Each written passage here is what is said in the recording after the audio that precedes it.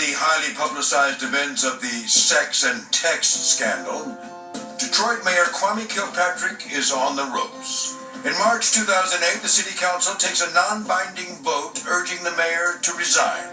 7 yeas, 1 nay.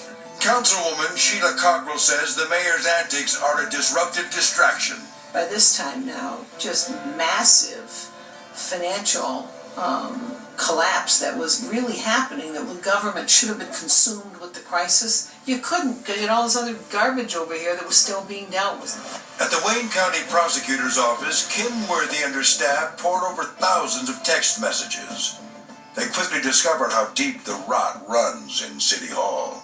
It was an insight into how they did business in that administration, how that most of the things that they did were not for the good of the city, it was for the good of themselves first. On March 24th, Worthy announces a 12-count criminal indictment against Kilpatrick and Beatty. The mayor is charged with 8 felonies, including perjury and obstruction of justice. It is perjury if there is lying, and perjury is a crime. I felt that he should no longer be the mayor of Detroit, that he had to step down. That was a non-negotiable condition. We certainly take no joy or pleasure in announcing these charges, but it would be much sadder still if true justice were ignored. But the mayor won't budge. He refuses to resign and vows to fight the charges. Mayor, do you think he'll go to jail for covering up the perjury? I think Kilpatrick thought maybe the public would say, why are you charging this guy for this lie? Everybody lies about affairs. But Kim Worthy wasn't backing down. She was sticking with it. No matter how unpopular an opinion, and this wasn't very unpopular at the time, we had to do what we thought was right. On September 4th, 2008, after months of increased scrutiny, Kilpatrick pleads guilty to 2 felony charges. Christine Beatty eventually does the same. As part of his plea deal, the mayor must resign from office, serve 120 days in the county jail, and pay a restitution of $1 million. Yeah, it was shocking, but yes, it's sad. You don't want to see people go to jail, but you know, it is what it is. The mayor steps in front of the cameras to make the announcement public.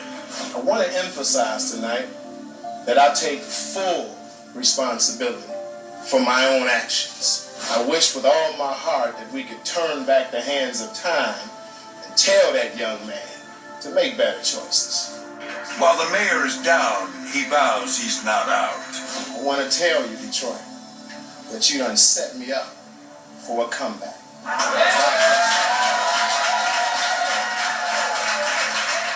And this is literally where you begin to take the view, is there a personality disorder at play here? I mean, how can you actually really believe that you're setting yourself up for this comeback? With Kilpatrick's criminal enterprise crumbling, the FBI says Bobby Ferguson attends to some last-minute financial matters.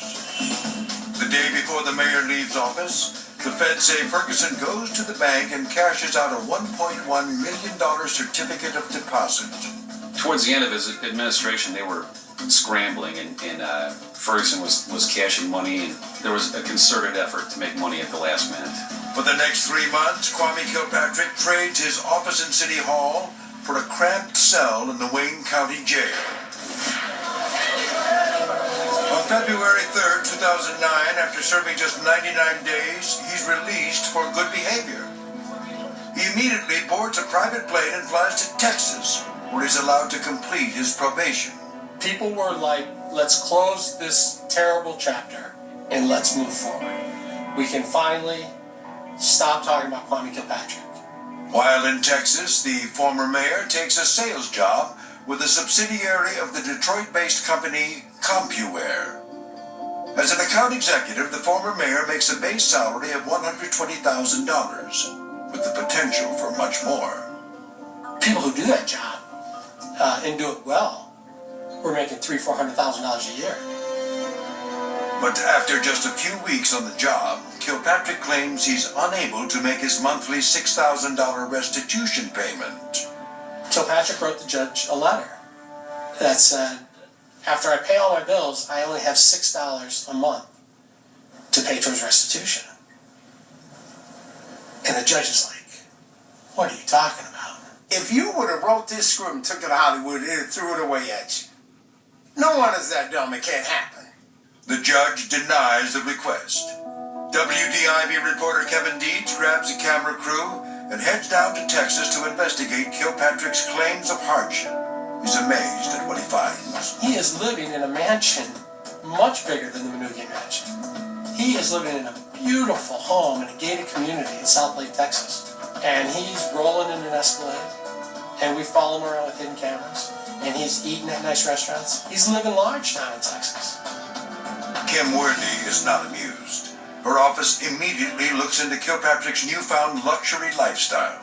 When we dug further, we even found out there was much more money that was moving around and changing hands and changing accounts and etc. So it was even a lot worse than we had anticipated. Kilpatrick must return to Detroit for a series of restitution hearings. And now the judge is asking him questions. How are you paying for this stuff? I don't know. How much is your rent? I don't know. My wife pays all the bills. Where are you getting this money? I don't know. After intense questioning, Kilpatrick eventually reveals where some of his cash is coming from.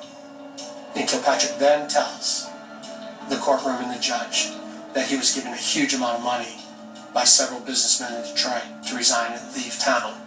The four businessmen are heavy hitters. Peter Carmanos of CompuWare, Dan Gilbert of Quicken Loans, Jim Nicholson of PVS Chemicals, and auto racing mogul Roger Penske.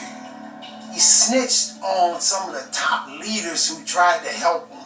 This was in the street. Kwame wouldn't even be here today. The businessmen say they loaned Kilpatrick $240,000 to persuade him to leave Detroit. What they said was that Kilpatrick would not resign, and the city was crippled.